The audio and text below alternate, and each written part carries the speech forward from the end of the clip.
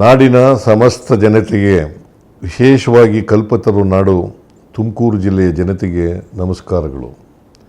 ರಾಜ್ಯದಲ್ಲಿ ಕಾಂಗ್ರೆಸ್ ನೇತೃತ್ವದ ಸರ್ಕಾರ ಅಧಿಕಾರಕ್ಕೆ ಬಂದು ಮೇ 20ಕ್ಕೆ 3 ವರ್ಷಗಳು ತುಂಬುತ್ತವೆ.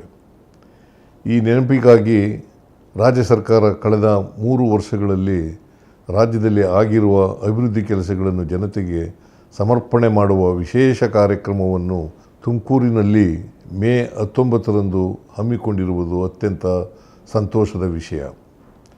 3 ವರ್ಷಗಳ ಹಿಂದೆ ನಮ್ಮ ಸರ್ಕಾರ ಅಧಿಕಾರಕ್ಕೆ ಬರುವ ಮುನ್ನ ಚುನಾವಣಾ ಸಂದರ್ಭದಲ್ಲಿ ಡಾಕ್ಟರ್ ಜಿ ಪರಮೇಶ್ವರ ಅವರ ನೇತೃತ್ವದಲ್ಲಿ ಪಕ್ಷದ ಚುನಾವಣಾ ಪ್ರಣಾಳಿಕೆಯನ್ನು ಸಿದ್ಧಪಡಿಸಿ 5 ಗ್ಯಾರಂಟಿಗಳೂ ಸೇರಿದಂತೆ ಆದ್ಯತಾ ವಿಷಯಗಳನ್ನು ರಾಜ್ಯದ ಜನತೆಗೆ ಆಶ್ವಾಸನೆ ನೀಡಿ ಅಧಿಕಾರಕ್ಕೆ ಬಂದೆವು.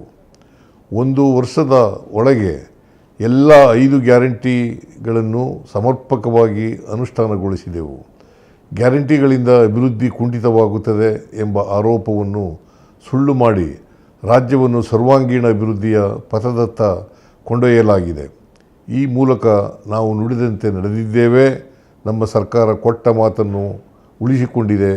ಇದನ್ನು ರಾಜ್ಯದ ಜನತೆಗೆ ಉತ್ತರದಾಯಿತ್ವವಾಗಿ ರಾಜ್ಯ ಸರ್ಕಾರವು ತನ್ನ ಸೇವೆಯ ಸಮರ್ಪಣೆ ಮಾಡುವ ಕಾರ್ಯಕ್ರಮವನ್ನು ಮೇ 19ರಂದು ಕಲ್ಪತರು ನಾಡು ಶೈಕ್ಷಣಿಕ ನಗರಿ ತುಮಕೂರು ನಗರದಲ್ಲಿ 3 ವರ್ಷಗಳ ಸಾಧನೆಯ ಸಾರ್ಥಕ ಸೇವೆಗಳ ಸಮರ್ಪಣೆ ಕಾರ್ಯಕ್ರಮವನ್ನು ಆಯೋಜಿಸಲಾಗಿದೆ.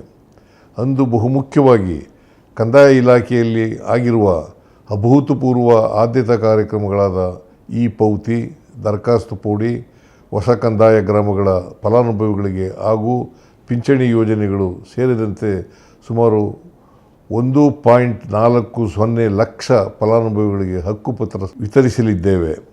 ಅಲ್ಲದೆ ಸುಮಾರು 662 ಕೋಟಿ ಮೌಲ್ಯದ ಅಭಿವೃದ್ಧಿ ಯೋಜನೆಗಳಿಗೆ ಶಿಲಾನ್ಯಾಸ ಉದ್ಘಾಟನೆಗಳು ನಡೆಯಲಿವೆ. ಈ ಕಾರ್ಯಕ್ರಮದಲ್ಲಿ ನಾನು, ಉಪಮುಖ್ಯಮಂತ್ರಿ ಡಿ ಕೆ ಶಿವಕುಮಾರ್ ಮತ್ತು ಸಚಿವ ಸಂಪುಟದ ಎಲ್ಲ ಸಚಿವರು, ವಿರೋಧ ಪಕ್ಷದ ನಾಯಕರು, ಎಲ್ಲ ಶಾಸಕರು, ಸಂಸದರು, ಮುಖಂಡರು ಭಾಗವಹಿಸಲಿದ್ದಾರೆ. ನೀವು ಈ ಕಾರ್ಯಕ್ರಮದಲ್ಲಿ ಭಾಗವಹಿಸಿ ಯಶಸ್ವಿಗೊಳಿಸಲು ವಿನಂತಿಸುತ್ತೇನೆ.